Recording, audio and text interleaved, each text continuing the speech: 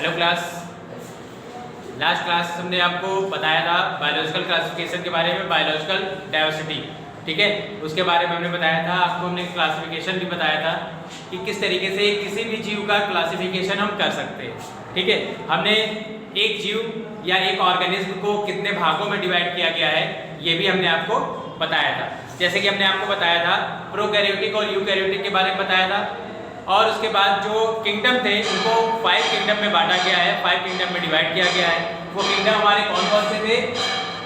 पहला जो हमारा किंगडम था वो मोनेरा था, सेकंड जो हमारा था प्रोटिस्टा, थर्ड वन जो हमारा था उसको फंगी कहते हैं या फंजाई बोलते हैं, फोर्थ जो था प्लांट किंगडम था, और जो लास्ट था वो एनिमल किंगडम था। इस तरीके से जो एक साइंटिस्ट थे, साइंटिस्ट R.H. व्हिटिकर, ठीक है, एक साइंटिस्ट थे जिन्होंने ऑर्गेनिज्म को 5 भागों में डिवाइड किया था, ठीक है, जो जिसके अंतर्गत प्रोकैरियोटिक और यूकैरियोटिक दोनों सेल्स इसमें प्रेजेंट होती है, ठीक है। तो आज का जो हमारा टॉपिक है वो हमारा है Monera, Monera kingdom. Monera kingdom में जितने भी जीव आते हैं, एनिमल्स आते हैं, वो सब कैसे होते हैं? प्रोकैरियोटिक होते हैं, ठीक है। प्रोकैरियोटिक का मीन्स हमने आपको बताया था जिसमें न्यूक्लियस प्रेजेंट तो होता है लेकिन पूर्ण रूप से विकसित नहीं पाया जाता है न्यूक्लियस, ठीक है। जो केंद्रक होता है वो पूर्ण रूप से विकसित नहीं होता है, ठीक है। हमने एक डायग्राम के माध्यम से बताया था कि इस तरीके से एक न्यूक्लियस पाया जाता है जिसके अंदर न्यूक्लियोलस होती है, मीन्स केंद्रक, इसमें क्रोमैटिन थ्रेड्स इस तरीके से पाए जाते हैं, और इसमें न्यूक्लियोप्लाज्म पाया जाता है, ठीक है। अगर पूर्ण रूप से विकसित केंद्रक नहीं होगा तो उसमें क्या होगा, कुछ डॉट डॉट करके स्ट्रक्चर बनती है, ठीक है। कुछ इस तरीके से स्ट्रक्चर जो न्यूक्लियस की होगी वो बनेगी, ठीक है। मीन्स जो इसकी न्यूक्लियर मेम्ब्रेन है इसको हम क्या कहते हैं? Nuclear membrane. तो जो प्रोकैरियोटिक होती है सेल, उसमें न्यूक्लियर मेम्ब्रेन जो होती है वो पूरी तरीके से विकसित नहीं पाई जाती है, ठीक है, ठीक।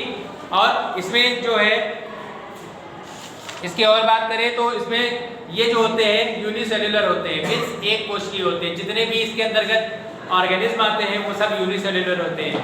अगर एग्जांपल की बात करें तो बैक्टीरिया और जो ब्लू ग्रीन एल्गी होती है, ठीक है, मीन्स जीवाणु और नीले हरे शैवाल इसके अच्छे एग्जाम्पल हैं, ठीक। इसके अगर हम कैरेक्टरिस्टिक्स की बात करें, characteristics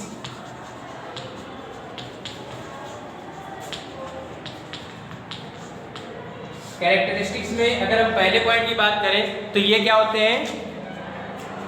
they are unicellular, unicellular, ठीक है। इस किंगडम के जितने भी एनिमल्स होंगे, जितने भी ऑर्गेनिज्म होंगे वो कैसे होंगे? यूनिसेल्युलर होंगे, मीन्स जो एक कोशिकीय होते हैं। मतलब क्या हुआ कि जिनका शरीर, जिनकी बॉडी केवल एक सेल से मिलकर या एक कोशिका से मिलकर बनी होती है वो सारे कैसे होते हैं?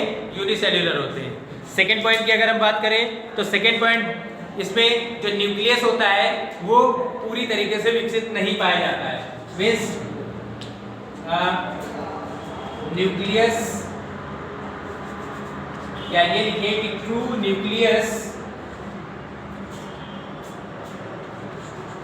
ट्रू न्यूक्लियस आर एब्सेंट, ठीक है।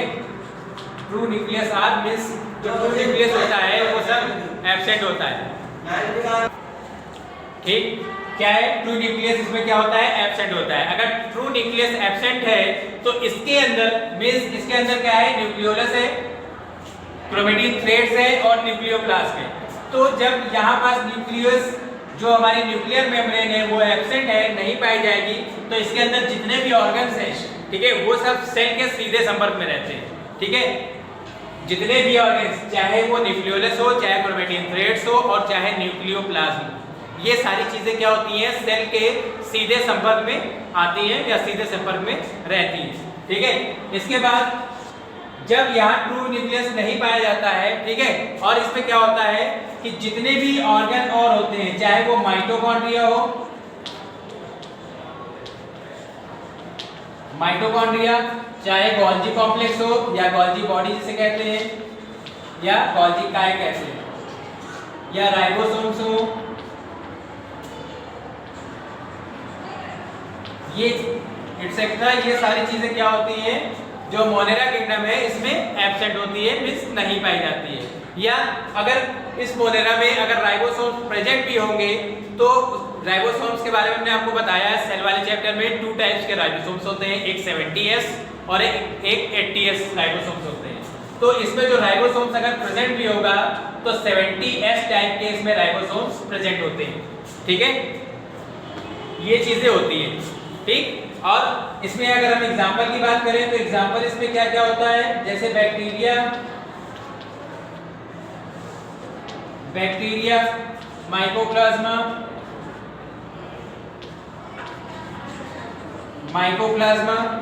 Blue green